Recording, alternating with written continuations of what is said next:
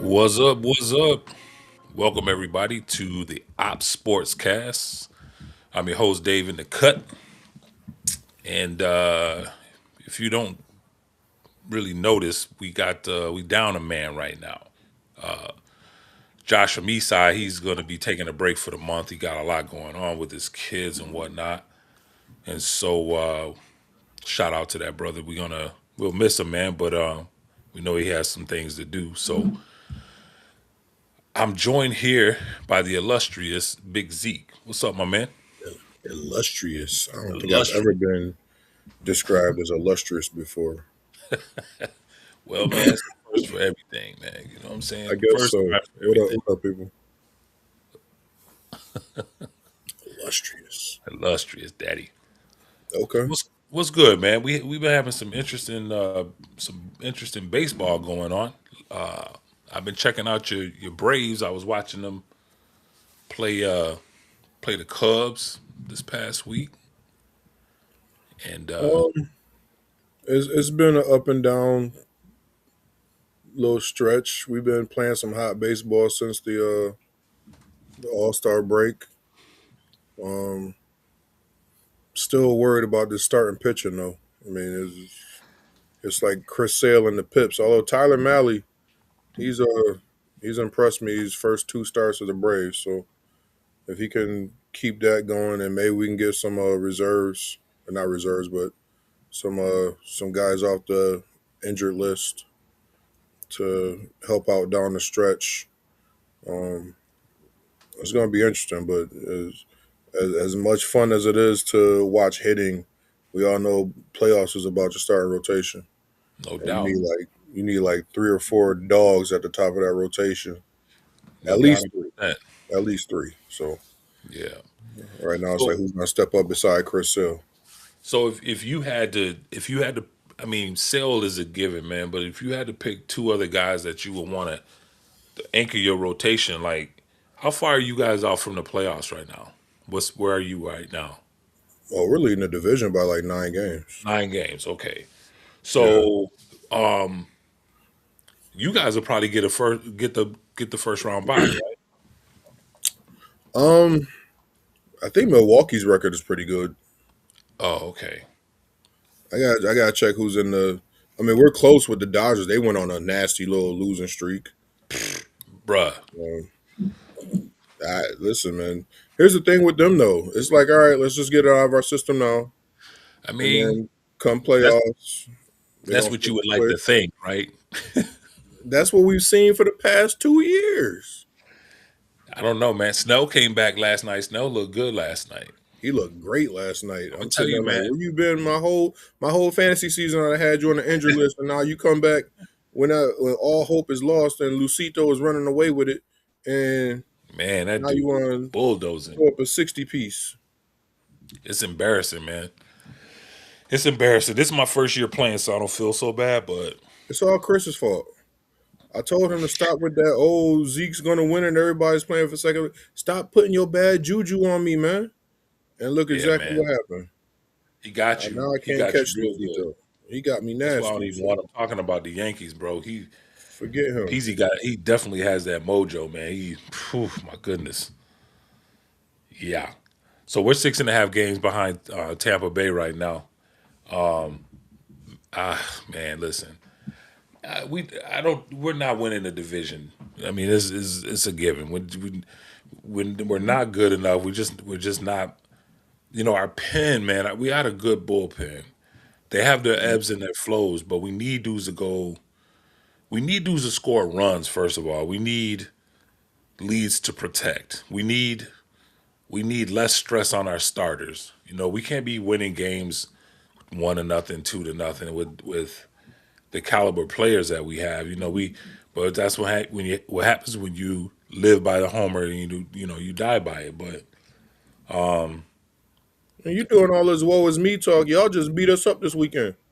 we did, man. But the point that I'm making, though, Zeke, is that we play we play well when it's not expected, and when it's expected, we play like pure trash. You know, and Cashman is not slick, man. It's Cashman with the moves that he made at the deadline. Uh, I, Elliott and Garcia, and they good play. I'm not going to dog them, man. It's like they're new faces. You give them time. Whatever they did at their other teams, all right, whatever. But you give them time to adapt in the new environment. But George Lombard coming over, that was like, I think that was the whole let's make this move to keep me out of the crosshairs. You know what I'm saying? But he's been nothing less than magnificent since he came Yeah. up. And then they keep giving these reports about Volpe. Volpe's playing second base down at Scranton. Volpe did this. Volpe did. Who cares, man? The dude he's in Scranton right now. Lombard is up. He's up at the show, and he's playing great defense. He's got 2 home runs already. I'll give him some time as far as to be a good offensive player. But the defense, man, oh my gosh, the defense is Yeah, he's making some plays, slashing the leather for real. yeah, yeah, he is. So I think we got us one there. They gave the boy 96, man, number 96, which is crazy to me. But I think it's cool because not letting him pick his number and just giving him a number, man. Um, I mean, y'all half y'all numbers are retired anyway. man, this the Monument Park is full. there's a lot of that's the single digit numbers, man. Those are all pretty much taken, but there's a lot of numbers left, man. There really is. But I think that if they just let this kid come in, man, and don't start with all of the next Jeter, next this, next that. I can't stand that stuff. I just Didn't he wish wear they would, number 2 in the minors? huh? Didn't he wear number 2 in the minors? I don't know. I don't know what he Thought I wore. saw somewhere he wore number 2 while he was down there. Well, man, I mean, that's listen. They did it with Cito. You yeah, you get drafted to play shortstop for the Yankees. That's who you're going to be compared to. yeah. It's natural. It's crazy too because we had we had a cat from Rochester named R.D. Long. R.D. was a nice shortstop, but he just happened to be in our system at the same time as Jeet. Him and Jeet were good friends. Actually, I think they were roommates when they were in the minors together. Jeet Hmm. was in his wedding, and I remember it was so much made about when Jeter came up here, and it was a nice private wedding. But when people found out that Derek Jeter was here at the wedding, but this is a long time ago. You know what I'm saying? This is when they Yeah, first got called up, and RD never became really a MLB player because he was behind Jeet. In the system. He was just there was a log jam at shortstop, and yeah. unfortunately he wasn't going to make it. But R.D. Long was a nice player, man. He played at Bishop Kearney, and then he went out and played for Webster. His dad, Bob Long, I don't know if Mr. Long is still alive or not. I believe he is. My mother knows his family pretty well, but Bob Long was a scout for the Cleveland Indians, and I was for sure that RD was obviously, it's kind of crazy when your dad's a scout. He scouts you, and I do believe that he got scouted by Cleveland, but he ended up getting taken by the Yankees. But anywho, so we'll see what happens, man. The Dodgers, man, like I just you know they fell into a nice little slump, but the Padres ain't no way in the world the Padres gonna catch them. Padres been hot lately, though. I'll give them that. I don't think they're gonna get hot enough. Nah, I don't think so. But they've been swinging the bat though. Yeah, Ian, they got Bogarts hitting home runs right now, bro. That's bananas. When yeah. He Bogarts don't is do that hitting no home, more. huh? He don't do that no more. Nah, you don't even hear about the dude no more, man. Really, talk about a bad contract. Yeah. Yeah, but I Well, digress. shoot. What they say, Blake Snow, he signed that huge contract, and yesterday was like his 13th regular season start or something like that. He's What? been over there. What? Yeah, Wow. yeah. He's been hurt pretty much his whole time in Los Angeles, Wow. That's and they crazy. gave him big money. You know, him and Glass now, man, them dudes, they cannot stay healthy, man. Yeah, I think Glass now is. I got Glass now on my fantasy team. This dude did nothing for me this year so far. I think he's still on the 60 day. yeah. He'll be back soon. I think. I don't know. Not soon enough. Let me see. Glass now. Wow. I got a straight up infirmary on with players. Nick Kurtz is on the 10 day. When did Kurtz go down? I don't even know, bro. I really don't.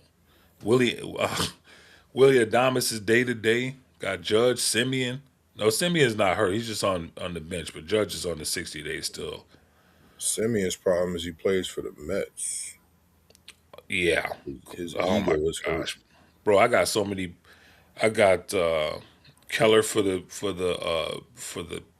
Pirates. He's on the 60 day. Glass now's on the 60 day. Let's see what they say about Glass now, man. It's supposed to make a rehab start on Friday. Now Okay. he had back issues, bro. Back issues do not play well when you're a pitcher. So I don't know how long that He's dude. like what 6'7", 6'8". He's a big dude, ain't he? I don't know. Wish I could For some see reason, I his. remember him being one of the taller guys in the league. I don't know. He it doesn't say much on here about the specifics like his stats or whatnot. But I can look him up. But Yeah, yeah, man. I must have been a fool joining that fantasy, but I'm having a good time, man. I'm learning a lot. I'm not we going. gotta switch it up next year. The way it started, it, I've never played like this before, Hmm. so like the whole head to head thing is kind of weird. Um, Yeah, if we can it get is. people to come back and get Jam in there, we have an even amount of teams and play real head to head type stuff. Yeah, jamming, man. I don't know, man. I don't know what happened with him. Wasn't he in, and or did he jump out? Like what happened? I know. I think it was the confusion between us switching platforms, and he thought he was in, but he was in the wrong one. And then by the time he got the invite to join the correct one, the draft had already started, Oh, and okay. we couldn't get him in there. And yeah, Oh, okay. So you were right about Glass. Now he is. He's 6'8". He's 32 years old too. okay, So a hopefully lot of that moving back hold up parts. for him, man. Because if it doesn't, and then I mean, obviously, if there's a stoppage in play, he'll get to rest up. But that back is nothing to play around with, man. Right, You know what I'm right. saying? So yeah. So what's up with Peasy, man? Is he gonna join us? He said 9:30. Oh, okay. I We told got him we'd be done by then. right. I don't want to mess him up. So what else was I gonna talk about real quick before we get into the heavy stuff, man? Yo, the trading card market, man, bruh. Trading cards have been off the hook, man. So I don't know if you knew, but what's the cat that what's the big dog's name? Cooper Cup? Not Cooper. What am I thinking? Cooper What's the Flag. Cooper Flag, man? I'm like Cooper Cup. Cooper No, Cup. man. You got Yo, I'm football showing in the my brain. age. I'm showing my age right now. Cooper Flag, bro. His card, his one of one debut card.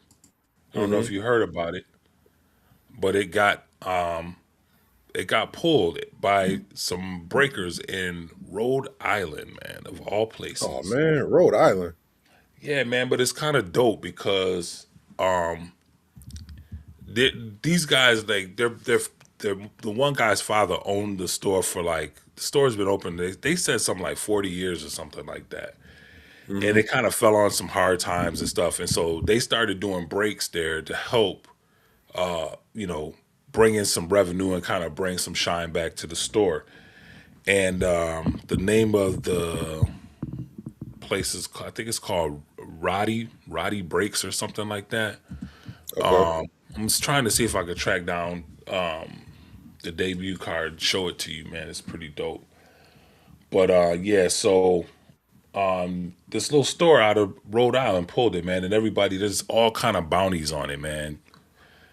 For those of you that don't know, a bounty is like when if the card gets pulled by a group of people known as breakers, other people that want the card to put a bounty out on it, saying if you pull the card, I'll pay you 1.5, I'll pay you 2 million, whatnot, and it just goes on, and it gets ridiculous. But so the card has was found, and the dudes who pulled the card, man, they were like less than like they were like not excited at all, and you could just like you could see the one guy, you could just see like his soul leave his body when he was talking about the more he talked about the card. He was like, man, this card could change my life. It could do, if I had pulled this card, blah blah blah. You could just tell like he was just regretting Yeah. that he had to give that card up, man. And I mean, it is what it is, man. It's like when you get into breaking and stuff, that's that's what happens, You Yeah. you got to give it up, man. So, but yeah, they ended up pulling this card, and what I would do if I owned the card, I wouldn't give it to any of these bounty folks, man. I would take that card straight to Golden auctions, and I would let King Golden auction my card off and get the most money for it. Not a big fan of King Golden, but King Golden, man, that money just seems to follow that dude. Yeah. So I don't know if you ever watched his series on Netflix before, King of Collectibles.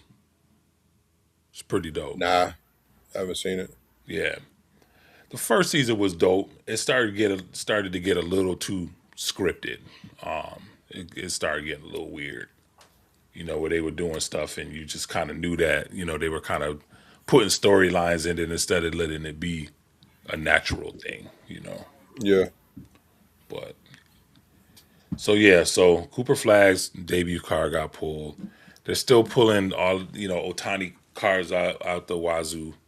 101s, of course. There's gonna be so many Yeah. 101s, man, that it's 101s are just like it's just ridiculous, man. How many 101s there are. I need you to find one, Doc.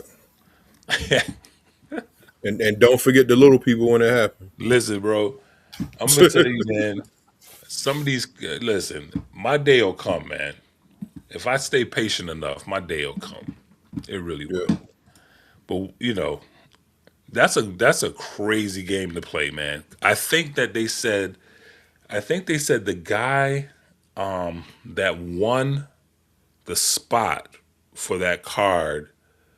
I think they said he paid $40,000 for the break spot for that card.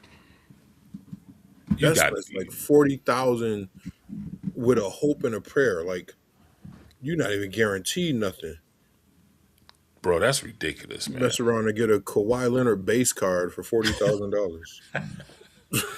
Yo, exactly.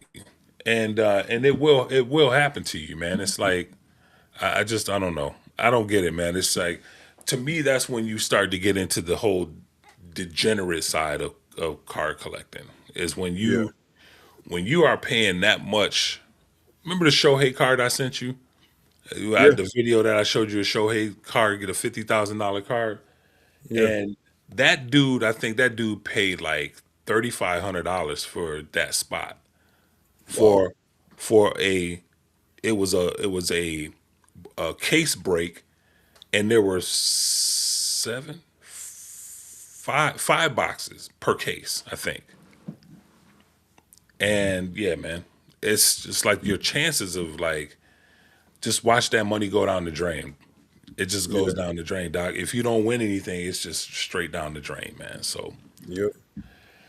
but I used to one of my friends, his grandson was dealing with, I think it was leukemia. And they Mm, were trying to raise money for the parents for treatment and whatnot. So he would like host little mini breaks or whatever. Um, I hit a couple. Like I got some memorabilia, and I'm like, who even are these dudes? right. Um, like I got a signed helmet, and I think the dude got traded and cut like maybe 5 days after I won the helmet. Um, and I think I got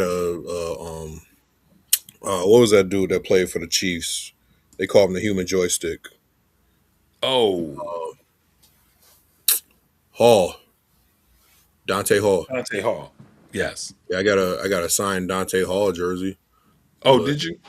yeah, and at first, I got hyped because he said Hall. I thought he said Oh, Hill, and this was when Cheetah was like doing his thing. So I thought I hit something big, and I was like, wait, 82. Oh crap. yeah, man. It happens, man. It's a very risky game, man. But I'm gonna tell you, it's if you know how to play the game, man. Like so for me, like with P Crow Armstrong, like that's my new thing. I'm on P like crazy right now. Cause the Mhm. kid's gonna be a superstar. You know what I'm saying? And I'm trying to get in on the basement floor. But if you know how to play the game right, man, you could get into some breaks, some pick your team breaks. You could get the Cubs for cheap. It just depends on how many, what they're breaking, how much product they're breaking. But if Yeah. you could get in there, man, and get some, you could come up on some pretty good stuff, man, if you know what you're doing. And you turn around and you flip it, man. You don't have to sit on it. Sitting on it is kind of crazy. I got rid of that Otani card because Word? yeah, man, the one that I got for $17. Yeah. Yeah, I got rid of it, man, because it was peaking. I was talking to some of the guys in my just kind of in my circle, my card circle, man, and they were like, "Listen, if you got other stuff that you want to get, you need to flip that card for that stuff." You know what I'm saying? For that, Okay. you know, for and of course some of it'll be PCA. So I'll see what happens, man. I don't know. I wasn't hurt by it. It was a great card.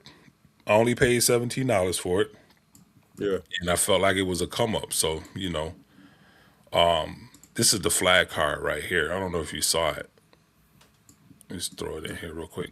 Oh, what did I just do? Moving myself around. This is the flag. Sidebar. I don't know if you're paying attention to the ticker, but did you hear my boy Romo got temporarily benched from CBS? I heard he got suspended, man. I saw it, but didn't that happen like a week ago?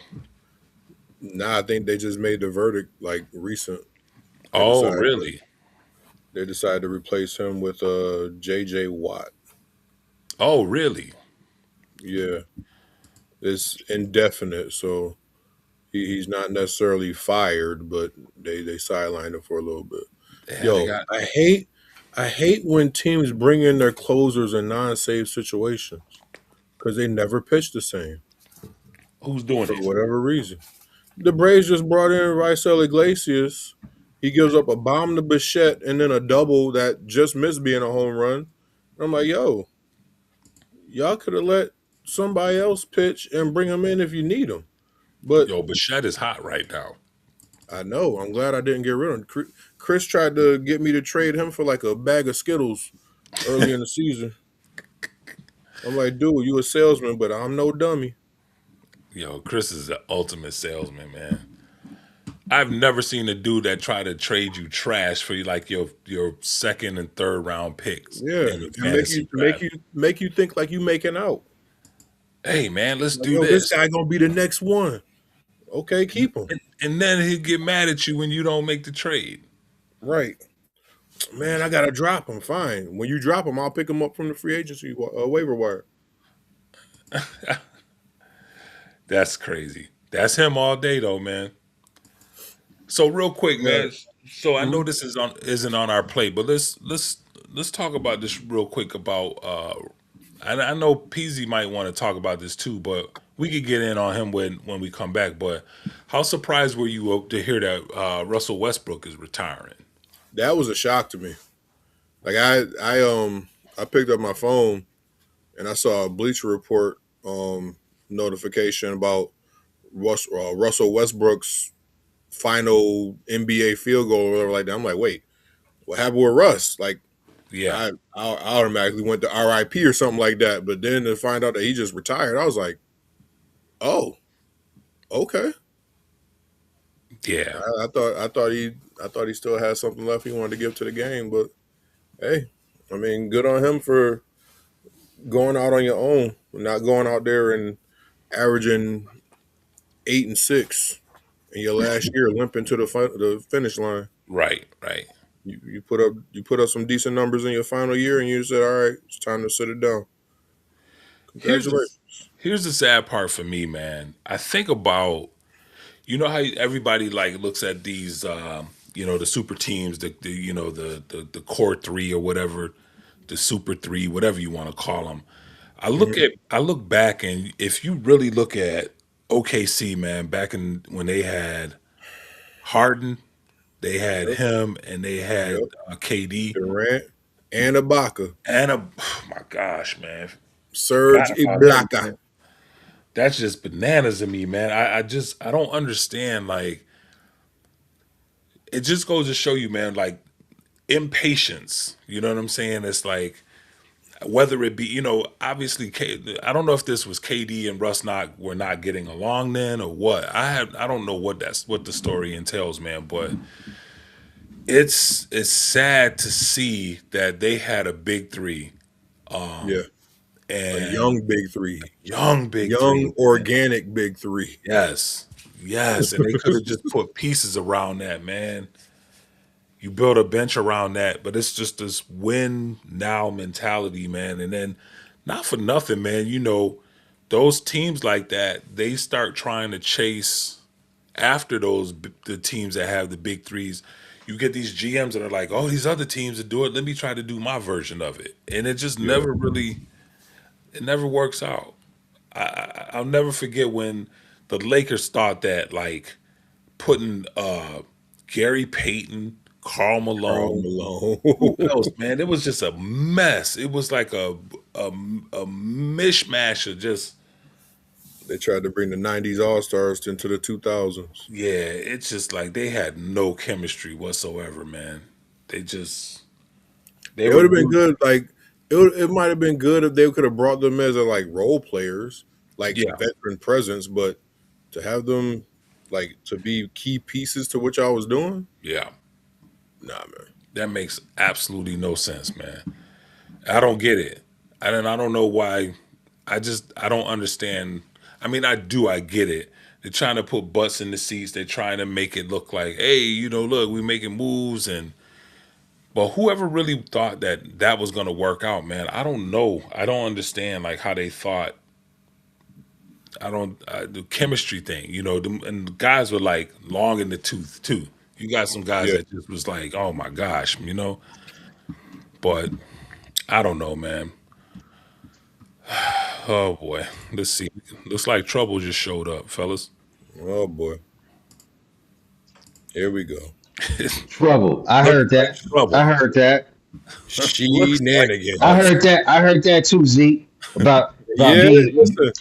being a salesperson and giving you bad trades. I make the best Thanks trades. for The watching the best. show, sir. You make the best trade offers, Chris. The best trade offers. You guys just don't know what you're missing. Is that what Yeah, it is? okay. Sounds like we're missing a misery, a bunch of misery. Bro, I offered to trade him Bichette when Bichette was like doing terrible. I was there like, man, I take him off your hands, give you someone who's producing way better than Bichette is so far. Okay, I got a question. That person you offered me, are they still on your team? I don't even know who I offered you then. Exactly. Probably, It's like probably. a bag of Skittles and some Kit Kats for Bo Bichette. Take it or leave it.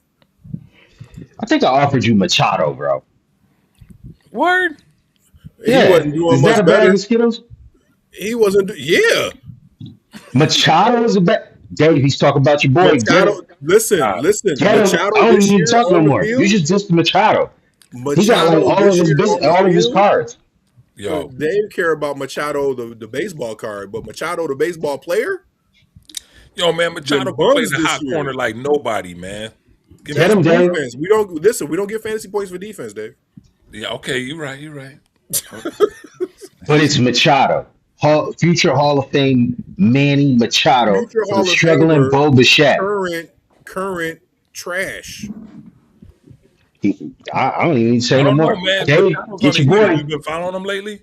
Listen, Machado's on Get the your heater, but so boy. is Bichette.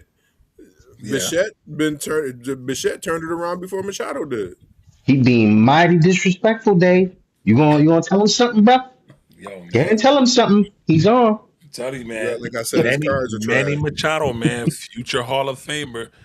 Absolutely. Future 3,000 I'm hits. not that okay. Now we were just talking about Gary Payton and Karl Malone. They were future Hall of Famers when they came to the Lakers, but they were Indeed. trash on the Lakers. Mm, Okay, I'm with it. mm. Yeah, I mean, I get it. I don't think Machado should have went to San Diego, but that's a whole other story, man. It really is. That's a huge ballpark, man. I don't know what drew him there. That's like a hitter's graveyard It is, man. It's almost as bad as Colorado's the Rocky Stadium, man. for pitchers. I'd love to hit in Colorado. Yeah, but All right, on all the show, right. everybody on the show always wants to play in the Rocky Stadium. Absolutely. Either that or Laughing Mountain. Oh yeah, yeah. All right, what's up, party people? Let's get this podcast rolling. Let's go. Bro, we've been rolling. You just got here. My bad. Let's get the show on the road. Yeah, yeah, yeah, yeah. We got any other live subscribers besides Rebellion? Get that guy out of here. Aren't we banning folks? I Why hear that haven't we guy is banned pretty Rebellion handsome. yet? That's right. It's Yeah, I your boy. think you need to get your eyes checked. Mm. Nah, we was just doing a little talking about baseball cards and the Cooper Flag card getting pulled and how much it's gonna go for, which is crazy. Flag on the field. Flag on the field. All right. What's the first topic, fellas? Let's throw it up on the screen. Let's get in it. All right, let's do it, man. Did the voters get it right? NFL Hall of Fame class of 2026. Who is most legendary to you? Can you got a screen with all the names of this year's attendees? No, let me get that for you. I'll pull it up. Listen, Cool. did the voters get it right? No, they didn't get it right. And we talked about this a few months ago when the class was announced. A class without Bill Belichick in it is incomplete, in my opinion. Yeah, If he yeah, if they he's did up them for dirty. induction and you don't induce him, it is buns. Luke Kuechly before Bill Belichick. Okay, Yo, but that Adam Vinatieri speech was legendary, bro. Shout out to my they're like man 5 seconds of Vinatieri. it. Honestly, I didn't even know the Hall of Fame was happening until like Bro, you I got to heard show that clip. I saw a clip of the final play of the Hall of Fame game, and I was like, wait, is this from like last year or something? I was like, no, this is this year. Oh wait, Hall of Fame. Oh snap, it's football season. Hmm. I didn't know. For those of you who missed it, Adam Vinatieri went on stage and basically said to who's the ESPN guy? Pat McAfee. Is it appropriate for our podcast for me to say what he said, Dave? Pat Wait, McAfee's involved, probably not. probably. Who are we talking about? Adam Vinatieri. Vinatieri at his Oh, Hall of Fame speech. um, probably not, man. Well, anyways, kiddos, go watch the clip. It's hilarious. You'll laugh. Um, for mature audiences only. But the names that made it to the Hall of Fame in 2026, this class included uh, five modern day players: Drew Brees, Larry Fitzgerald, Luke Kuechly, linebacker from the Carolina Panthers, Adam Vinatieri, and it was also Roger Craig, former San Francisco 49ers running back. I got the nominees too. I'm gonna throw them up for you. Go ahead, keep going, Peasy. I mean, we had this debate before when they were first announced. I mean, the notable name that was left off the list was obviously Bill Belichick. Um, I think I mean, we already talked about this, but I think he really hurt his credibility when he pushed Tom Brady away and subsequently completely fell apart. Brady shined, and it was kind of proven that like a lot of that dynastic run had a lot to do with Brady. But I don't think it's fair that he wasn't inducted because a lot of that had to do with him. There was plenty of moments during that dynastic run where it was more Belichick scheming than it did with Brady, just to be completely fair. Especially if Yeah, you're I looking at mean, that Super Bowl. Man, that Super Bowl against the Rams, what was the score? Like 9-6? It was the most boring Super Bowl I've ever seen in my life. Josh probably loved it. I love defense. Right. Absolutely boring to tears. And obviously, that ended essentially Goff's tenure with the Los Angeles Rams. And they shipped him out of there and brought in Stafford, and it ended as a happy ending, at least for the Rams. I'm sure the Lions are happy with what they got back in return, also. But yeah, that was a big part of it. The defense absolutely shut them down, and Tom Brady was nowhere to be found. But thank God he's got a good field goal kicker, which he had throughout his tenure, which is why Adam Vinatieri is now a Hall of Famer. Full circle. Is that what it is? Okay. Yep, pretty much. Pretty I much. mean, I can't Notable hold. first time Hall of Fame I'm not gonna candidates. hold Belichick to. I'm not gonna hold Belichick to it was all Brady because if I do that with him, I got to do that with Phil Jackson. Like, what did Phil do in New York? Didn't do much, but when he had Kobe and Shaq, and when he had Michael and Scotty, he won a whole bunch of rings with them. So if, But I he like that he question that you have posted, by the way, Dave. Which one? Who is most legendary to you? Let's get in and see. Let's answer that. All right. Um, yeah, Dave, why don't you start? So out of the folks that went in, you're talking about, Yeah, yeah, yeah. bro. Man, this is hard, man. But for me, I'm going to say Roger Craig out of this group. So Zeke is laughing, and I'm going to tell you why I say Roger Craig. Roger Craig exemplifies to me what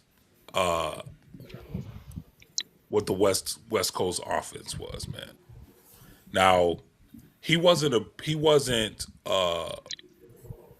he was sharing screen time and notoriety with people like Tony Dorsett. You know what I'm saying? Back in the day, Roger Craig was one of those guys down when you got down inside of the 10-yard line, man. You could hang it up. He was going to score, and I honestly believe that if it wasn't for him, that they wouldn't have had the success scoring that they did without him. You talk about. I think a lot of people forget, like, when you say most valuable player, like what value means, right? You could say that I do you one better, like when they said a generational talent, right? When Ryan Clark was talking about generational talent.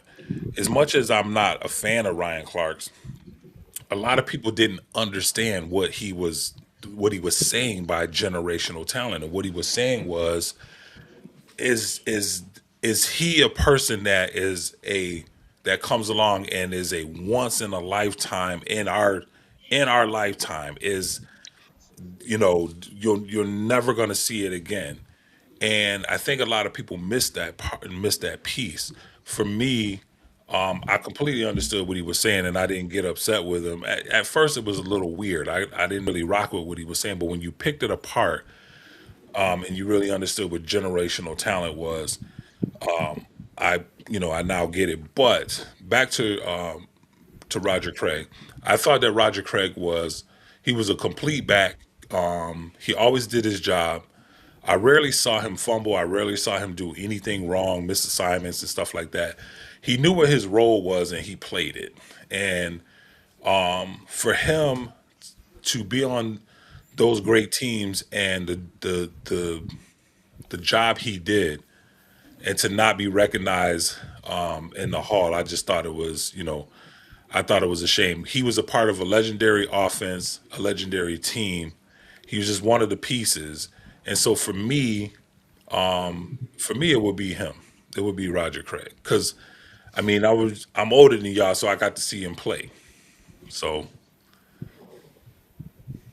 Okay. Zeke, you want to jump in here?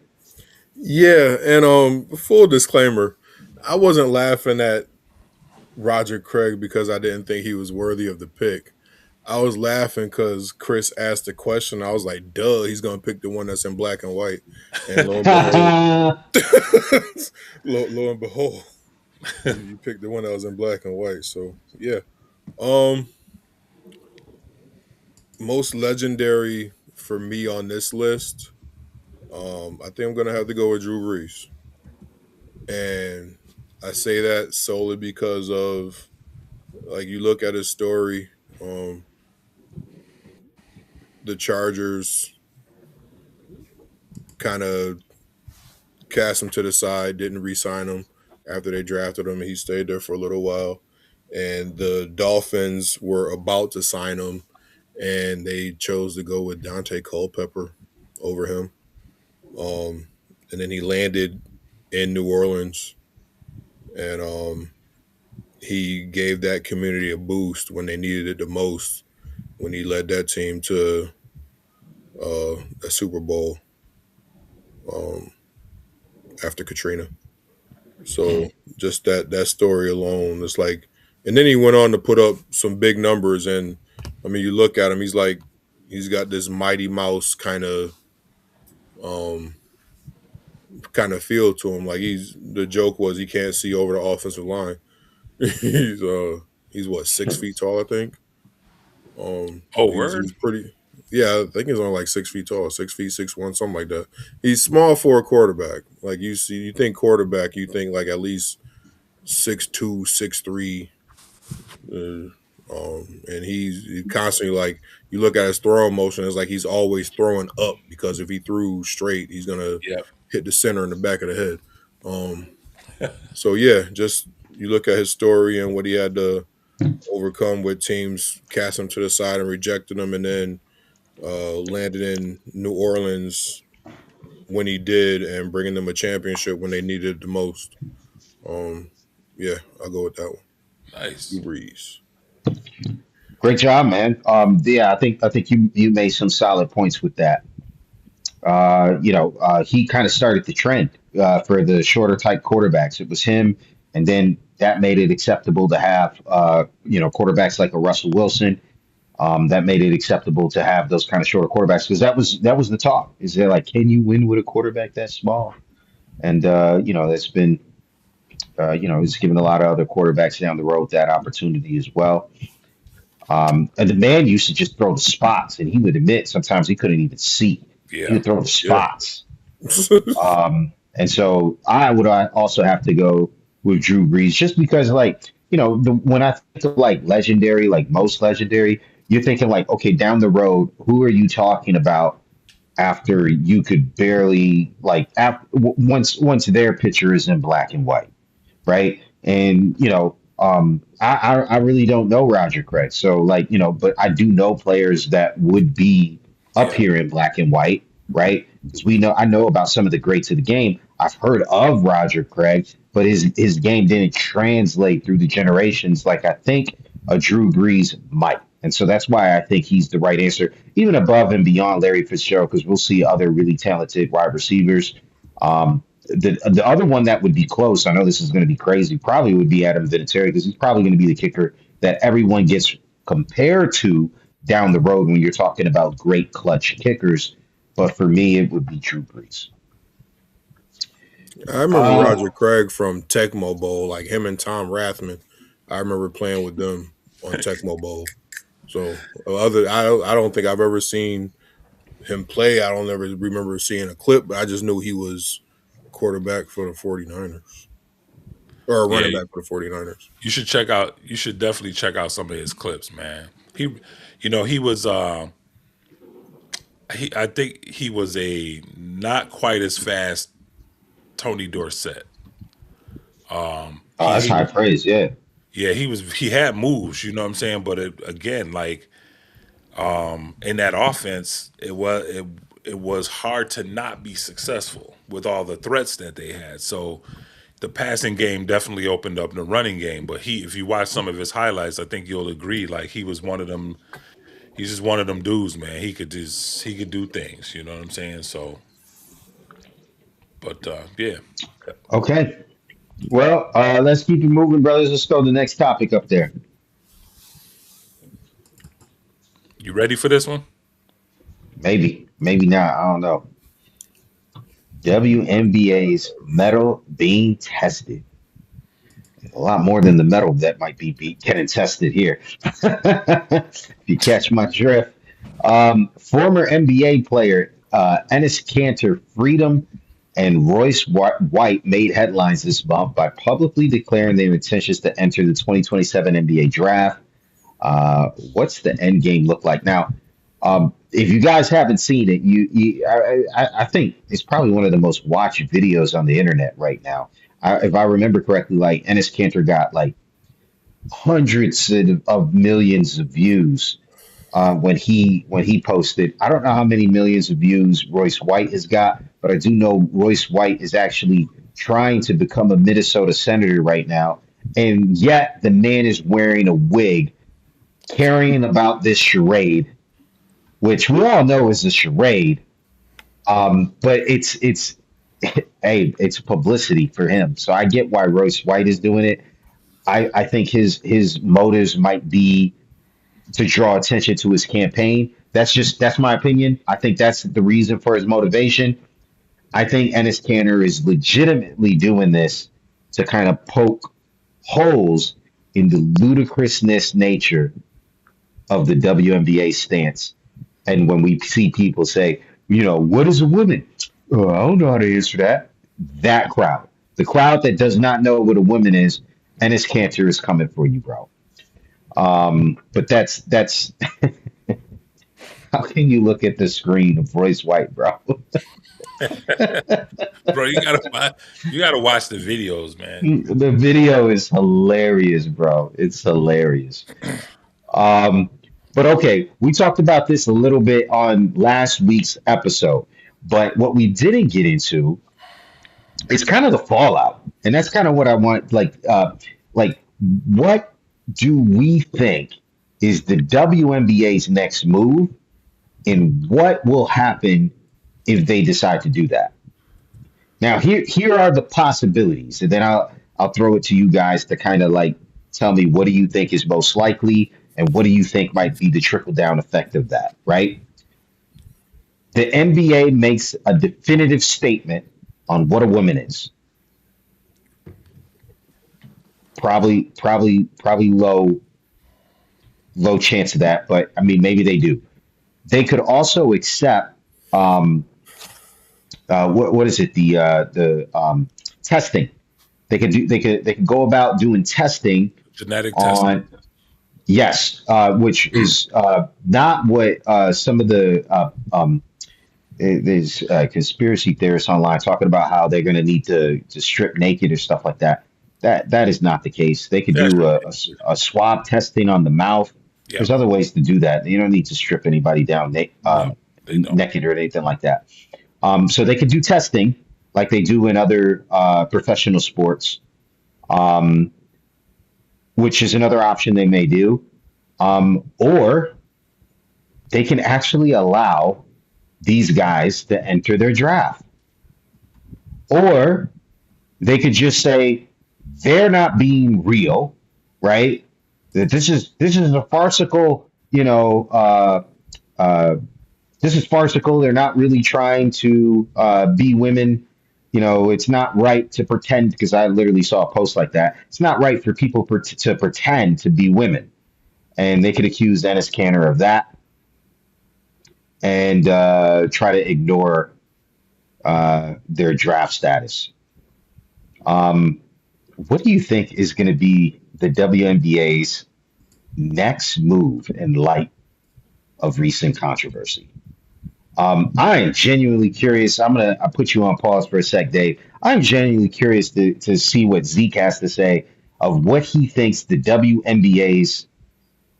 What do you think they do next, bro?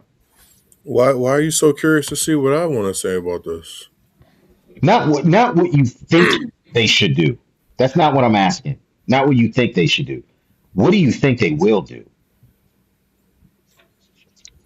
I think they're gonna focus on playing basketball and focus on their playoff push, and I hope they ignore these fools and just focus on the game and continue with the next question mindset whenever the media tries to bring this up in the questions and the post game conferences and the pre-game conferences, because it's a joke, and I don't think we need to be garnering any attention to these bozos.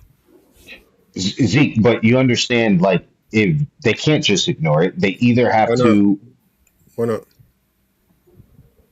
because they have to make a decision. Are they going to let these guys in the What draft? How decision when they're not gonna? Why would they? I would hope. I know you said you don't want to. You don't want me to go down the road of what I hope they would do, but I would hope they. you could go down that road too if you want. I'm not saying Yeah, that yeah. that you can't. I'm What's just that? saying, I what do would you hope they think? just. I would hope they would focus on finishing this year out strong. It's a lot of good ball being played. Continue to funnel the attention toward what's happening on the court, and when the time comes, then take time to address it. It's not anything that they got to address now in real time. And people can ask all the questions they want. They could talk about it all they want, but we got stuff going on the court that should be drawing way more attention than it is, Right. because people want to talk about other stuff that, um, as of right now, is non consequential. So the Do problem So you? that I have with that though is this: Sophie Cunningham did some things off the court that had nothing to do with basketball, but everybody on the court, the other players and stuff, they want to talk about that and they want to trash her on social media because of what she's doing off the court. So that's that's not focusing on the rest of the season and a good and a strong push to the end of the season, because the thing about it is it's not a good idea to focus on stuff that's off the court if it's not affecting the majority that's on the court. See, is the way that I see it is Sophie was an easy target because she doesn't fit the mold of the larger percentage of the WNBA. She doesn't fit that demographic. So what she does off the court is open season for them because they're the majority. And they're what's on the and they larger what larger percentage of the WNBA are you talking about? I'm talking about the ones that don't agree with that have an opposite view of hers. Okay. They have an opposite view of hers, but because they're the majority in the league, then they can talk bad about her and they can drag her about stuff off the court, and they will get defended not only by the fans, but they also get defended by a lot of the leadership in the league. You see what I'm saying? And so like the point that I'm making is that if what on the small percentage chance that Royce and Canner are serious, what if these dudes are really talking about they're coming out and they're being treated like this? Isn't that the exact treatment that the majority of the WNBA is talking about, that they're opposed of, that they oppose? They oppose the downtrodden treatment of transgender people or people who are transitioning. But when somebody comes out, they automatically say, he's faking. What if he's not? What if they're not faking? And then their civil rights and have been violated because the league is like, they're not serious, and they let people talk. I mean, it's real, Z. That's why PZ said they can't ignore it, because if it becomes a problem for the league, they can be accused of doing the stuff that they are accusing other people of doing. They can So address. They can ignore it for now and address it when the time comes to address it. Like I said, right now they're in the playoff push. There's like 10 games or so left in the regular season. They're in a huge playoff push, and we're getting all these conversations and commentaries about something that is not an immediate threat. As in, like Ennis Cantor isn't going to be lacing up for the Los Angeles Sparks tomorrow. This isn't an immediate threat. Finish your season strong, carry this momentum that you guys have been building throughout the playoffs, and have a good postseason. And then behind the scenes, have the conversations. But when the cameras are on, you don't have to address this when the cameras are on. But come up with a plan behind the scenes, behind closed doors, so that when the time comes, you can address it and address it strong. But to be caught off guard and ambushed at every press conference with, "Ooh, what about Royce Wright and Ennis Cantor? What about them?" I mean, they're nobodies who I hadn't heard from in years until all of a sudden they want to chime in and interject on this conversation. So I'm not worried about them, and I hope they aren't either. Well, see, here's the thing. Um, I think like this is like you said, it's distracting from the quality basketball that's being had on the court. I think we're in agreement on that. yeah, The problem is that what would draw more attention to the basketball to the play on the basketball court, to ignore this and let it kind of metastasize, because this is becoming the story and everybody's talking about it, including the Opps SportsCast, live on YouTube. Like and subscribe. um, this is becoming a larger and larger story, right? um, or they could just sweep it under the rug and pretend like they don't hear the outside noise, which is taken away from the on the court, right? Or they could just deal with it. Just say, hey, listen, this is the WNBA. The W actually means something, right? We're going to allow women in the WNBA. End of story. Moving on. Our players don't have to be responsible to answer those questions anymore because we're not gonna be ridiculous anymore. What these guys are doing are ridiculous. They're pretending to be women. And so we're not going to allow it. We're the WNBA. If you're a woman, biological woman, you're in the NBA. Or you could partake. But we're not going to pretend like there's no difference between men and women.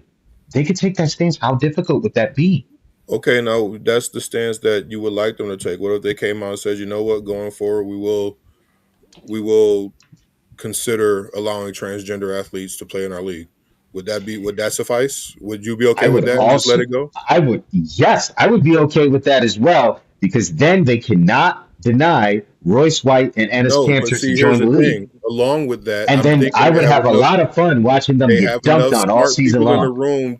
They have enough smart people in the room to just not let some bozo with a wig come and say, "I'm gonna Bro, start bro, bro, playing the bro, game." bro, bro, No, bro, bro, my bro, God, bro, bro. what, Chris? What trans is not a bozo with a wig, bro? How are we delineating this? How are you allowed to say Ennis Cantor and Royce White is any different than any other person that claims that a biological man that claims they're a woman? Who's Listen, who's the judge jury? when we talked about this last week, we were all in agreement that we don't think biological men should be allowed to play in women's sports. That was the consensus. I haven't changed my stance on that. However, I don't run the WNBA. So if they said they would allow transgenders to play in their sport, they could use guidelines from other sports organizations that allow this and have very strict testing. I'm not talking about, are you a man? I'm talking about, yo, you want to do this? You got to be on a certain hormone regimen for like 2, 3 years. You can't come in with elevated testosterone levels. Like, you're just not going to just walk off the NBA court and retire today and throw on a wig and say, I consider myself a woman now and play in the WNBA tomorrow. Like, But that's the problem. That's the problem with that community, Z, is that any guideline you would put in place is going to be seen as and degrading at that to at that that point, community. then at that point you can tell them, all right, we gave you what you wanted and it's still not enough. So you can either take this or you can kick rocks. But to just We totally can. ignore it and say this is ridiculous, this is stupid, I'm not gonna allow this. It's like, look, this is not ideal to what we want, but we don't run everybody's organizations. We don't run everybody's household, so to speak. So this is what they want to do, and that they want to put strict guidelines in there to protect their players from these predatory men that they think are going to be coming through and doing But whatever with these women in the that's locker the whole room. point of this And conversation, Zeke, is that if you're gonna actually bother to put in guidelines, you need to be on some kind of regimen. You need to be on some kind of therapy. You gotta shave your, you can't have male features. You gotta shave your beard or something like that. Why not just put in one guideline? You have to be a biological woman. The end. How about that guideline? when you start your basketball league, you can put that guideline in, punk. If that's not what they want to do, then that's not what they want to do. I hope they don't do it, Z. I'm just saying, if they don't do it, this is going to. I will watch the WNBA next year with Ennis Canner and Royce White in there if they decide not to. Your boy Peasy is going to watch some WNBA games and watch these dudes dunk on them. It's going to be hilarious. I hope they don't. I'm just saying, if you're going to make a rule of like, well, you got to have this, and this guideline, bro, you just need one. You just need one. Be a biological woman. Why put in any guidelines? You're going to allow trans. Allow trans. You want to walk off the NBA court and walk into the WNBA, bro? Just make sure you throw on a wig or something, bro, or something like that. You good? Walk on. Just make sure at the end of the press conference you try your best to lighten your voice or something like that. You know what I mean? Whoever. I Dave, I think said I was going to try to control my emotion, but he pushing me, bro. He pushing me, bro. I'm trying to keep it together, but yo man, Try to be a little more high pitched in the press conference. That's all we ask. my thing is this. With the whole, all right, you want to play, you got to be on a certain regimen. You got to, your testosterone levels have to be X, Y, Z.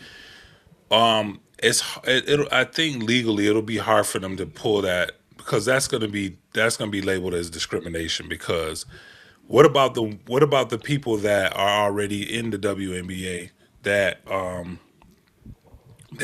may have transitioned and maybe may have there are transitioned there are from. there are no transgender players in the WNBA. They haven't been for 30 years.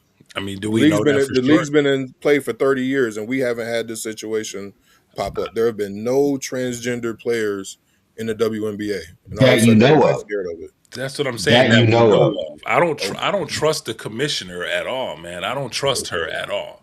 And Has she there's a been the couple of, commissioner for all 30 years? huh? Has she been the commissioner for all 30 Nah, years? but she's been on her watch has taken place when this whole movement has kind of hit peak levels, and that's why I don't trust her because I feel like Okay. she would allow that. I feel like she would allow that under the radar. She would let players come in knowingly come in that either have transition or that are biological men.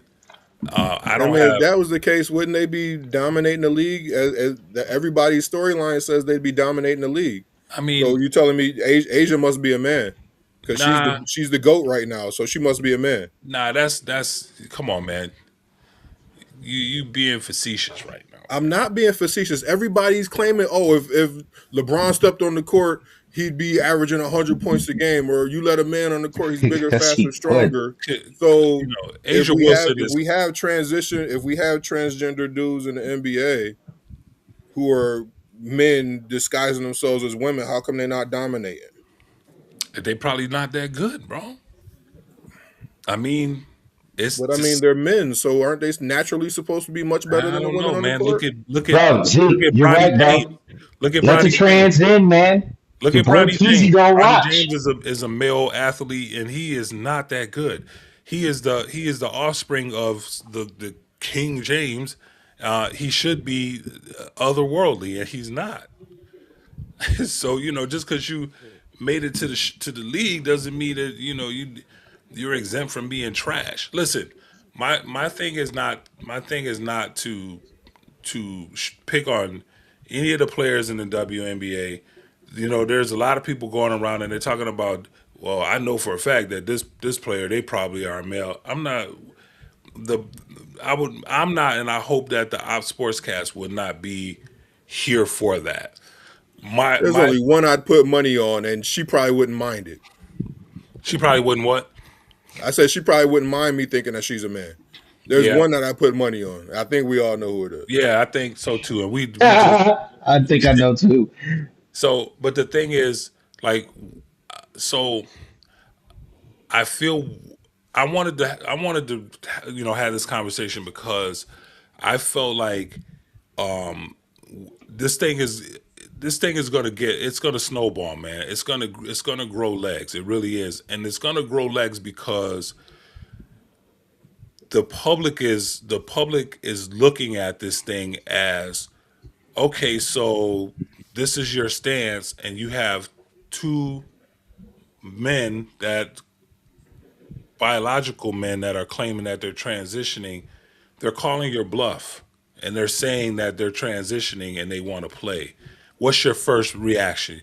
Oh, the first reaction is to call them clowns, and the first reaction is to tear them down, just like they say the public does to transgender people. The first reaction of the public is to tear down and to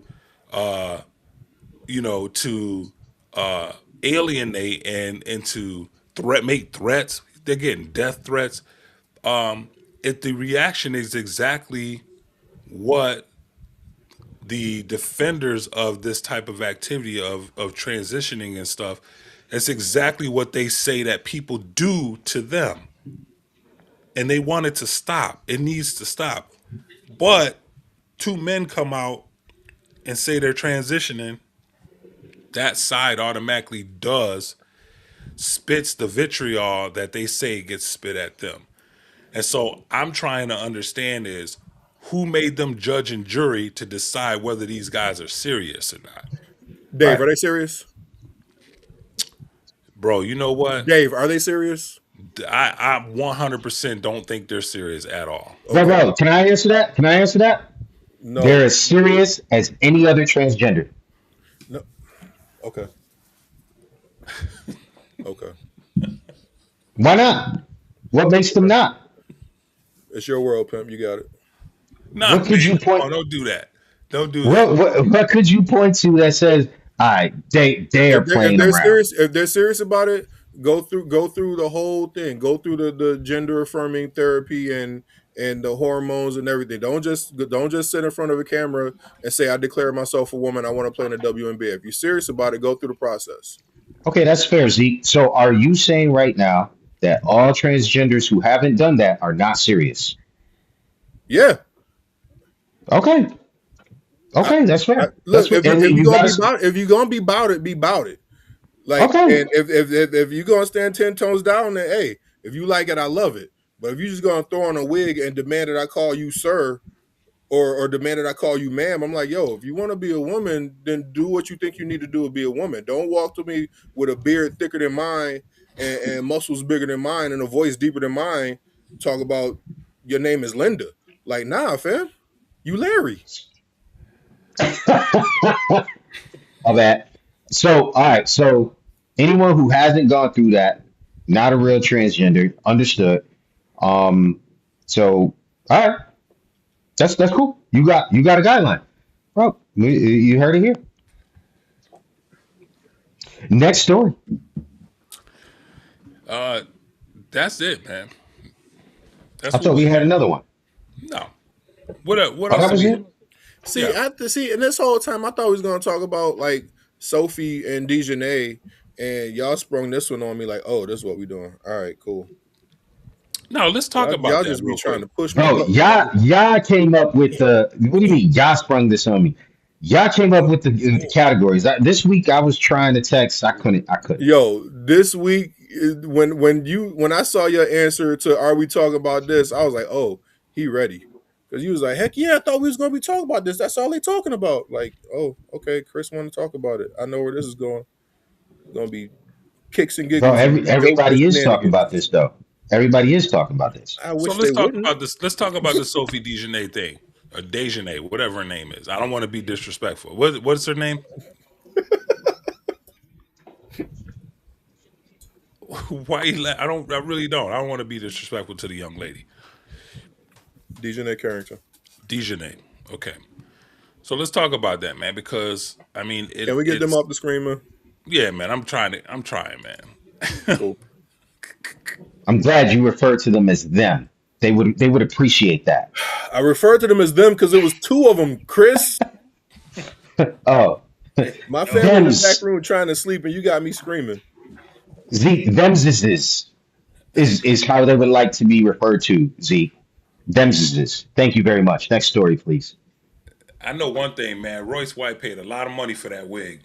Yo, that's designer, bro. He had a lace front. Royce Red is a cornball. Oh lordy. All right, let's talk about it, man. Who gonna lead it off? I don't have the topic up there. We just going off the we shooting from the hip. First Lead of us all, in. have you been following this one, Chris, or are you going to this one blind? No, I know about this. Yeah, Okay. Do you have an opinion? you uh, I have an opinion on it for sure. I got opinion on everything, bro. I didn't know if you was paying attention to it. I mean, No, I understood. So, like, you want me to set it up? Is what you're trying to say? So, like, I know what happened. The Sophie Cunningham of the Indiana Fever, uh, driving down the court for a fast break layup, and she got chased down, blocked. If you haven't seen it, in similar style to the way LeBron James would chase down and block a shot from the behind. That was a Except it was a flagrant foul. She went for the block. She swiped across her face and like caused her to have a bloody it seemed kind of aggressive to the point where it was I don't think we'll have too much disagreement. That was a flagrant two, worthy of an ejection. Absolutely. I don't think there should be any disagreement on that.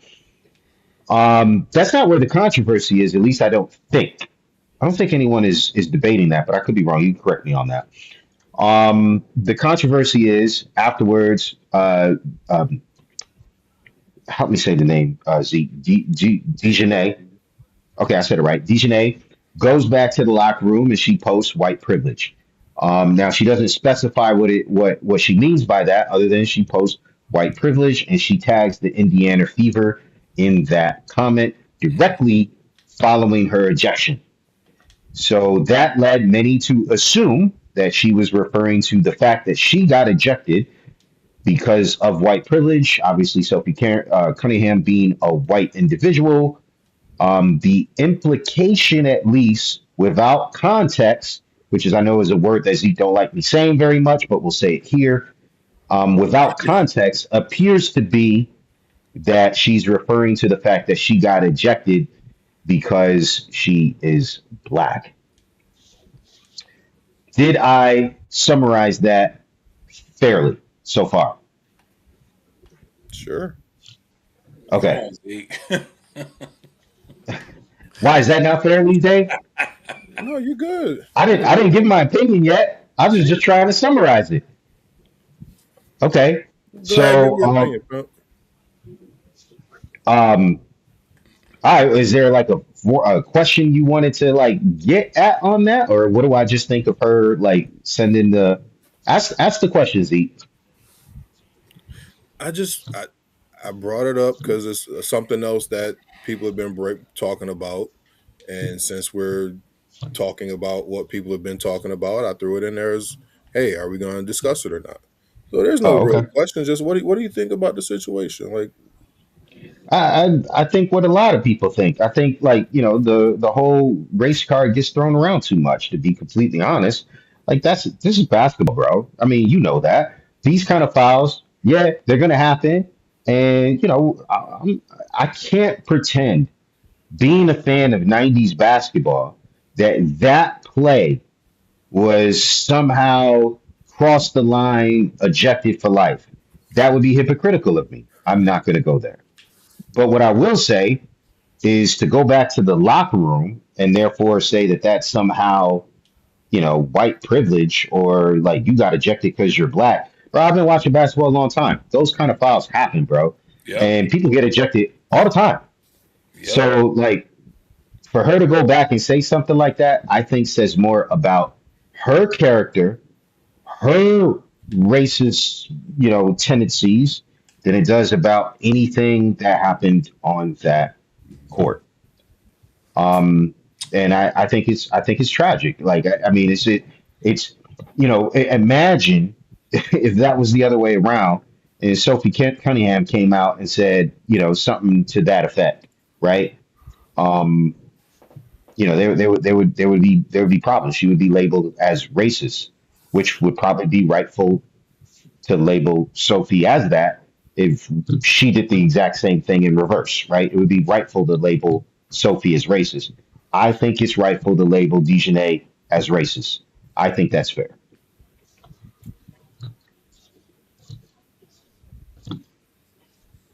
Dave, you want to jump in, or should we let Zeke jump in first? Now let me jump in real quick. Yeah, Um, we talking about the clothesline. I'm just looking at the comments, and it's Rodman who clothesline that girl. Yeah, we talking about the clothesline, bro. Zeke wanted me to like give my opinion on that. And I just said, what I said when I think you heard. so listen, the biggest problem that I have is that her backtrack. She knew. Listen, man, who is gonna put white privilege hashtag Indiana fever? Mm, And you don't. And I wasn't talking about them. I wasn't even talking about what that that evidence and that kind of direct. If she was a witness on the stand, her whole story would be torn to pieces. facts. She absolutely knew what she was saying. Her intent was to her intent was to get the reaction that she got, but it was so intense she didn't want to stand on it. She absolutely meant to say that the Indiana Fever were getting white privilege because she's black, even though she hacked this girl's face off, and then now she's trying to act like the victim. I have I have no problem. She has freedom of speech. I have no problem with her saying, as ridiculous as it is, as her saying white privilege. Because the last time I checked, I'm gonna tell you this, man. I have a whole lot of friends that I grew up with, black friends that benefited, that had a lot more privilege when it came to getting into college and getting financial aid than my white friends. Is that considered black privilege because that worked in our favor? No, it's not. It's not, man. It's just how that's how the system works. It's like those who need it get it, right? And it just so happens that a lot of friends that I had needed that assistance, so they got it. It doesn't mean that they're privileged. It means that they got it. So I don't understand like what is this whole white privilege thing, man. When our system in America is set up for first of all for everybody to succeed. All right, there's so much hustle that you could get involved with and be successful in the United States. It just so happens that there are certain classes that are taking advantage of it, while other classes are on TikTok showing off their bags that that they can't afford, and cars that should have a $200 payment that has a $1,500 payment. That's the stuff. That's the stuff that I see people doing, and then the people who are screaming white privilege, those are usually the people that are screaming it, the people who are doing that. Our system is set up for people to succeed, and there, like I said, you can get it. You can get the money if you really want to, if you're going after it, or you could just sit back and you could just complain and blame everybody else that you're not getting money. I mean, blame everybody else. This girl is making a lot of money playing a sport that she loves to play. She's playing in front of millions of people every couple of nights a week, but yet she's screaming white privilege in a league that's dominated by people that look like her. I can't make it make sense. Right. It's hard. But Z, yeah, give your opinion, man. All right, so um, to borrow one of your favorite words, um, context. Yeah, Like when she made the comment, I had a strong idea of where she was going with it. Um, she hasn't come out and said that the foul wasn't flagrant. I mean, anybody who's watching the game and saw the foul can agree that that was a flagrant too. It was definitely a foul. Um, the white privilege that I feel like she was referring to was the fact that we all know Sophie Cunningham's name because of a retaliation foul that was far worse than what Dejanay did. And I'll say it because Dejanay was going after the ball. Sophie Cunningham straight tackled J.C. Sheldon after Sheldon fouled Caitlin Clark last year. Just straight tackled her. And she was labeled an enforcer, and she had increased jersey sales, and she got a players exclusive shoe. And she got a shoe deal out of it. She got this whole 15 minutes of fame. She was a UFC ring girl this year. Ironically, for a Conor McGregor fight, she says she wants to protect women, but she's the ring girl for a Conor McGregor fight. But that's neither here nor there. Um, and yeah, Sophie's famous for a flagrant foul, and Dejanay Carrington goes up and fouls Sophie Cunningham, and um, she's not getting that treatment. Um, she's not saying she shouldn't have been ejected from the game, but she's not getting increased fame because she fouled Sophie Cunningham. She's probably being labeled a thug, and that you see our beloved Lucito called her Dennis Rodman. Um, I've been watching all kinds of commentary, calling her all kinds of crazy names and attacking her for stuff that has nothing to do with basketball. And this is the I can't think of the word, but this is what's happening after her incident. Whereas you look at how Sophie rose in fame and notoriety and was named an enforcer. And Caitlin, there was a montage of Dejanay's foul, of Sophie's foul, and Caitlin Clark's foul, which looks similar, more similar to Dejanay's foul against Sophie. And Caitlin, there was no foul called. There was no subsequent investigation or raising it to a flagrant one or two. There was none of that. But and then like when you look at what happened with Alyssa Thomas earlier this year, and I look at the way that played out, and the aftermath of Dejanay's foul, like all the still shots, like you can make anything look way worse than it is with a still shot. If you're not seeing anything in real time, like you see stuff in real time, that's one of the criticisms of instant replays. Like you see it in real time, and it's like, oh, that wasn't that serious. But if you slow it down to a frame per millisecond or whatever, and use the freeze frames to shape whatever narrative you want. Like when you see Alyssa Thomas's play in real time against Caitlin, it didn't look that bad.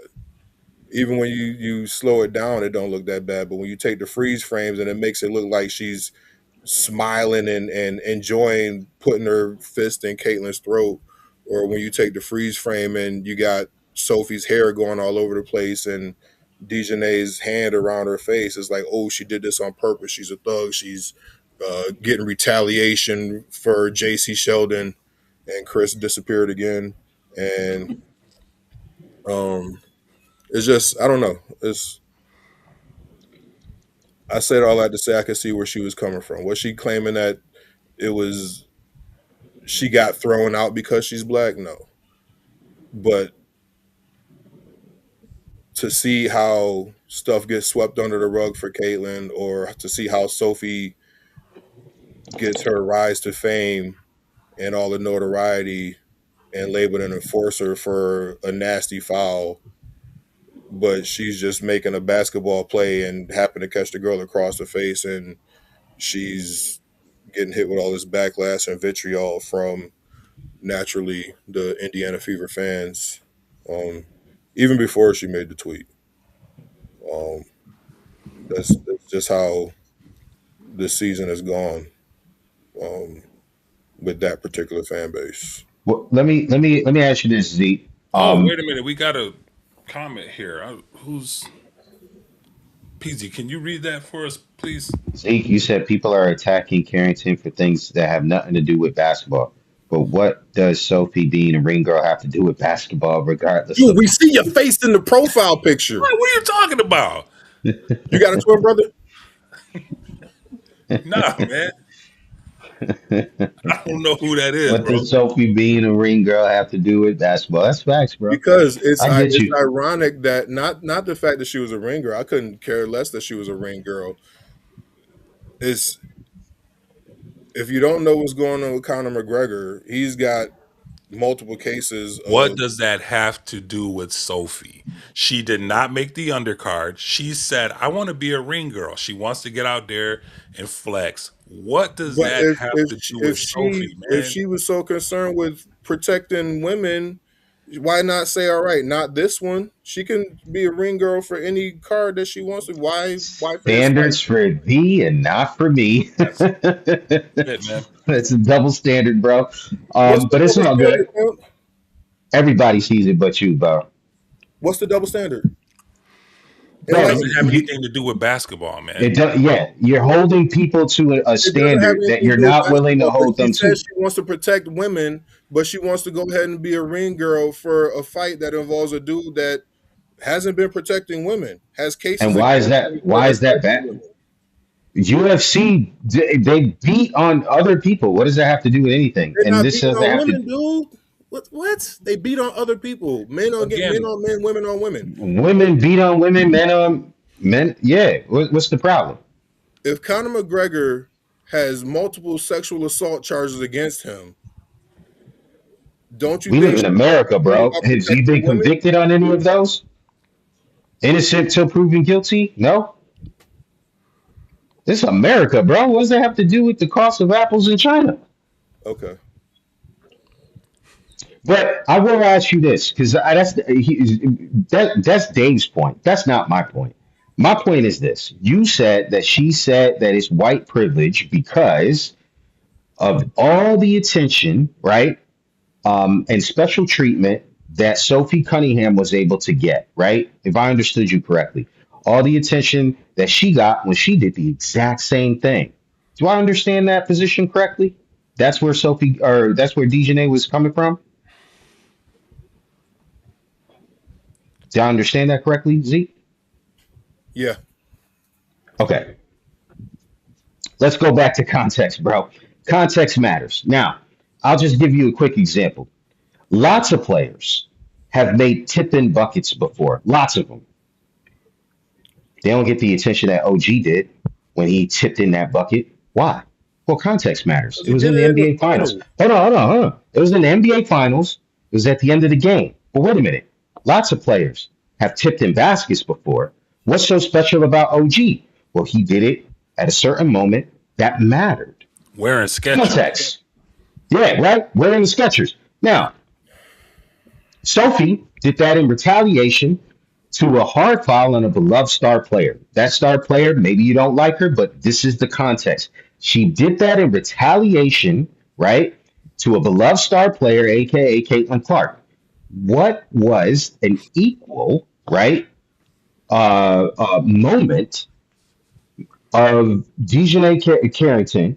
What was that moment that should make that particular instance, that particular flagrant two, as special as defending your star player?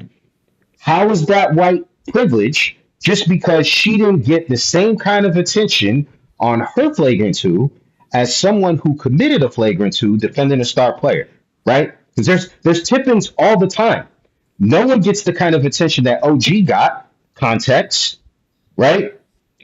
Why should she get that kind of attention for a random Tuesday flagrant two? How is that white privilege?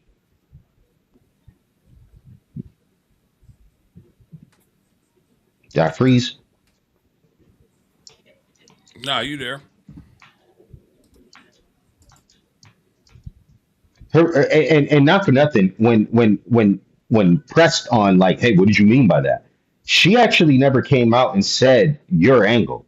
But if you want to say that that was her angle, it still makes zero sense at all Okay. because not all flagrant fouls are created equal. There's tons of flagrant twos that happen in the WNBA. Why isn't everybody getting that kind of attention? Because context matters.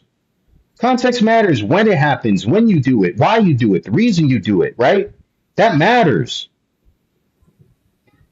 And so what was why did she think that I'm not going to get the same kind of attention? I committed a flagrant two, bro. Like no, not all flagrant twos are created equal. Not all fouls are created equal. Not all 3-point shots are created equal. Not all tip-ins are created equal. Context matters. See, Why and is that a I white could privilege, continue with it. I could continue with this argument. I don't want to speak for the woman, but like you said earlier, I see it and you don't. So it's all good. I, am I saying she wants the attention? No. The question is, why did Sophie get the attention? You're saying because she defended her star player, so all of a sudden she gets shoe deals, and like the other day, they were, oh, I love Sophie Cunningham. Why? She's not that great at what she does. Like she's on the court. Why? I mean, she's been in the league forever, and we only know her because she threw somebody to the ground after they fouled Caitlin Clark. She's averaging less than 10 points a game. She's not, and she's getting the type of attention that you would think a star player should be getting. bro? But like we got a dude on the podcast named Dave in the Cut that likes hockey. Dave, are there hockey players that make their entire fame on being an enforcer, Are we on being talking about someone? hockey? That's A traditionally. hundred percent. Is that proper context that I'm using right now to describe why people might like Sophia Cunningham? Yeah. If people are seeing her as an enforcer, why would that not be proper context? We do have precedent of star players forming out of simply defending the Wayne Gretzky's of the world, the Sidney Crosby's of the world. There's precedents for this. You know Who their is name? DJ Carrington You know their defending? name? Do you know their I don't name? know anyone in hockey, bro. Okay. I'm the wrong person to ask that, You but know I'm sure Sophie Dave Cunningham. does. You know Sophie Cunningham though. Do I know Sophie Cunningham? Well, yeah, because she's making the news. I don't watch hockey. She like hockey Why is a is she making the Canadian news though? sport. Like why is she getting this 15 minutes of fame? Why She does hasn't done anything to Dejanay deserve it. Carrington? Why does Dejanay Carrington want that 15 minutes of Who fame says that she Sophie wants? Cunningham? Who You says did when you said no, that no, she no, no, no. said white I privilege. said why is Sophie getting this rise to fame? Like Right. Dejanay's not necessarily saying I want that She's rise to fame too, well, but she's it's saying jealous why enough is to she say getting the it's rise to white fame? privilege. Bro, if she's jealous enough to say it's white privilege, I Who should is be it? getting that. Why is everything that Then has to do in the NBA jealousy with y'all? Like last time it was, oh, they jealous of Caitlin Clark. Now they're jealous of Sophie Cunningham. well, Like, what's why the is it motivation jealousy? for her to post that? What's the you said the motivation was because when I commit a flagrant foul, I don't get that kind of attention. I don't get that kind of treatment. That's white privilege. She does a flagrant foul, she gets this kind of attention.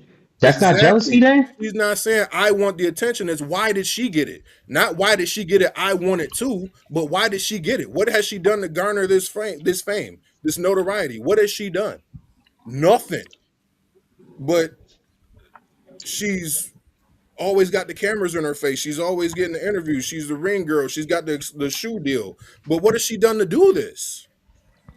But I make a basketball play and catch her across the face, just like it always happens, and we see the outlet, the outcome of it, the aftermath of it. It would have And been a it's non-story. not that she wants the what happened? It would have been a non-story if she would have just done what everybody else does after a flagrant two. Wrap it up, take a shower, and wait for the next game. It would have been a non-story. All right. She's the one that made it a story Okay. because she's throwing out the race car when there doesn't need to be. Race card. Okay.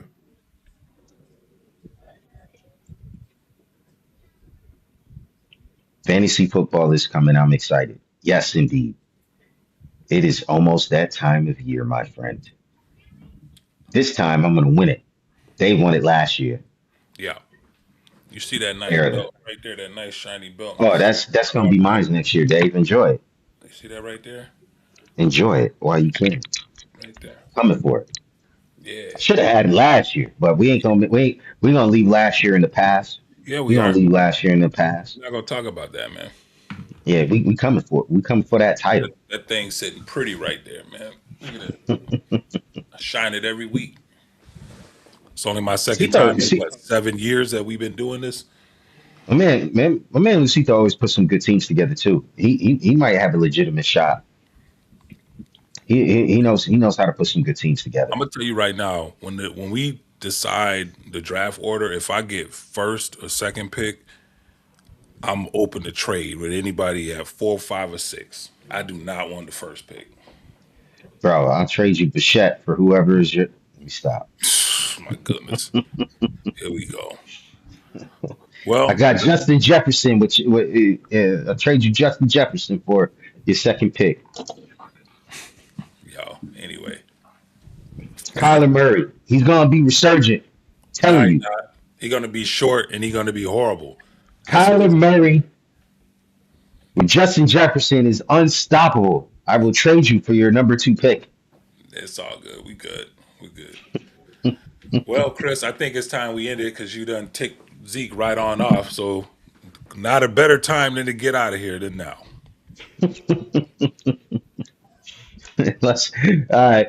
Well, fellas, make sure that you like and subscribe on your way. We always appreciate your support. Thank you, Jigs. Give me last pick. Oh yeah, sure. Um, no, we can't. They still got to do the randomizer. Yeah, we can't. we got to do the randomizer. We can't just let you pick here. But we should be doing that soon, and we'll try to get the for our league. We'll try to get it all set up, and so that way everybody knows their draft order and what have you. But stay tuned, fellas. Zeke, good going back and forth with you, my friend, as you as well, Dave. No doubt. Hey, we will see you guys on the same bat channel, same bat station next week. Have a good night. Peace.